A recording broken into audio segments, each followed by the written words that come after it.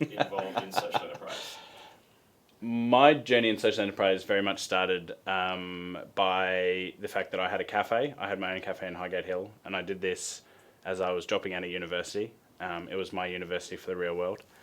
I discovered out of that cafe that what I now joke about being modern slavery, which was the idea that I worked every day in that cafe for almost 5 years.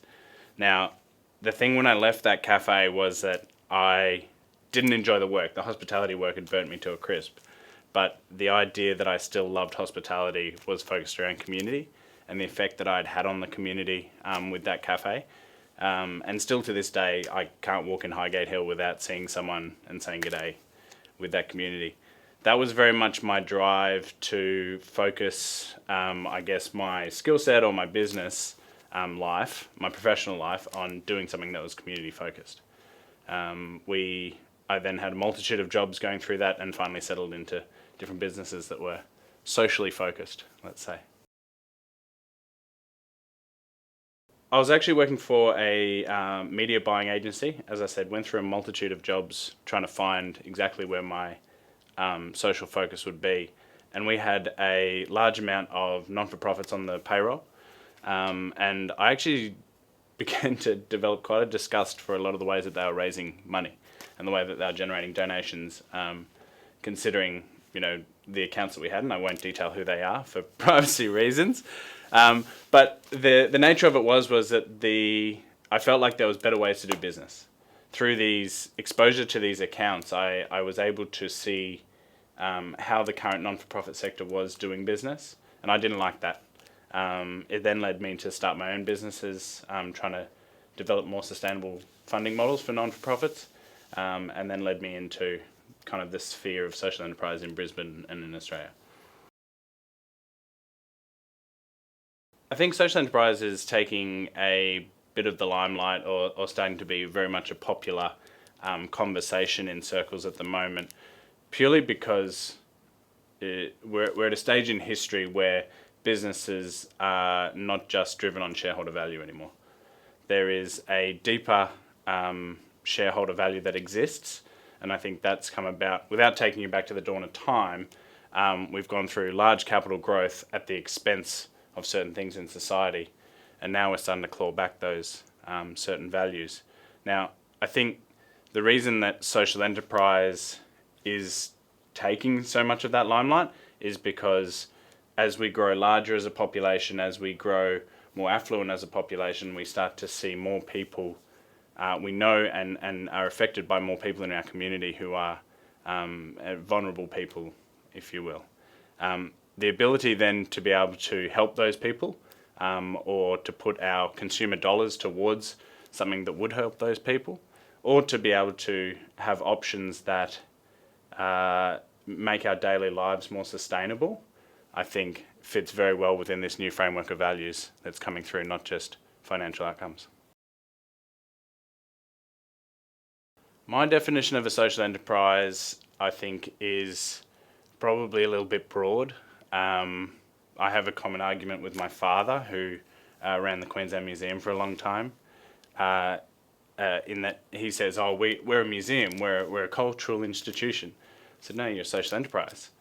He said, he doesn't understand, I guess, what I define as a social enterprise, whereas I see a museum as providing historical, natural built, environmental history on the lands that we live on, and being able to provide context to that. And that as a social service, I think, is something that I deem as a function of the business. So his business wasn't about ticket sales. His business was about delivering historical or natural or built environment education. And that, as your core focus of your business, is where I think he and I we meet, because he says, well, yes, absolutely, that was our focus. We weren't 100% about profit, and we were a government organisation. So to summarise that thought, if your outcomes are coming first, if your desired outcomes of your social cause are coming first before profit, not saying profit isn't important, it's very important, But if your social outcomes come first with your mission and values, then that's your definition right there. The Reading Switch directly supports children in prep to 3, which is the early stages of primary school when they are learning to read. That is the key time to pick up our intervention program if you start to see flags that your child might be dyslexic. Remembering, of course, that dyslexia is mostly inherited, and dyslexia and ADHD go hand in hand very commonly.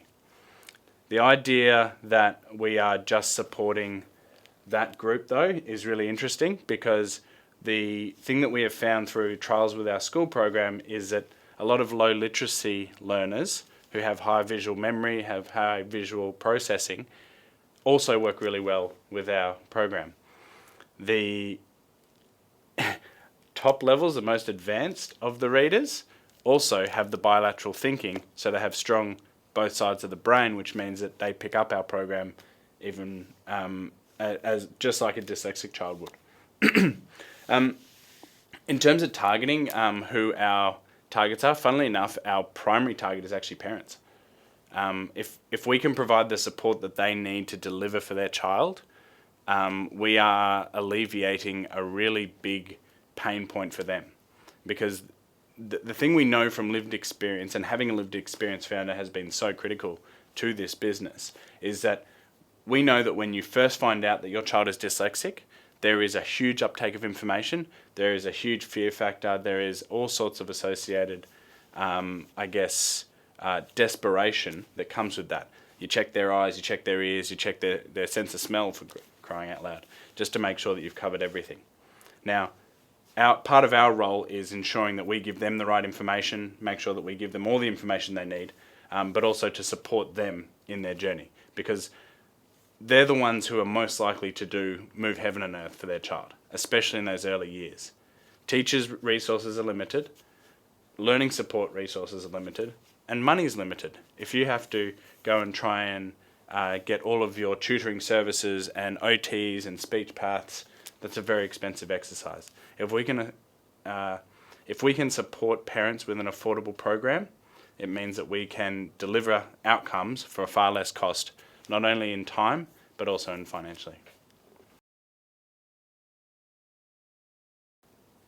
My tips for starting a social enterprise would be to start with education.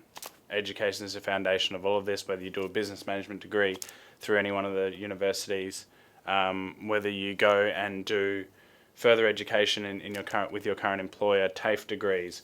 Go seek the information and the financial, the business training first. If you have a foundation in already, that's fabulous. If you don't, begin that already. I think the limelight of social enterprise can sometimes bring a underdeveloped entrepreneur into the market. And I say that because there's a lot of people who have really good and are really passionate about a topic but don't have the foundations to actually change that. So I think understanding that there is obviously the social need that you have allocated as your passion project, but also looking at ways in which you can put supports around you as an entrepreneur. Is that the university? Is that going through programs that universities provide, such as this one at UUT? Are there available resources that you can tap into through your city councils, local governments, able to put people around you to start to further develop this idea? And don't rush it. If it's a social problem today, it's been a social problem yesterday, it'll be a social problem tomorrow, whether you're here or not. Take your time, work your way through it, put the people around you that you need.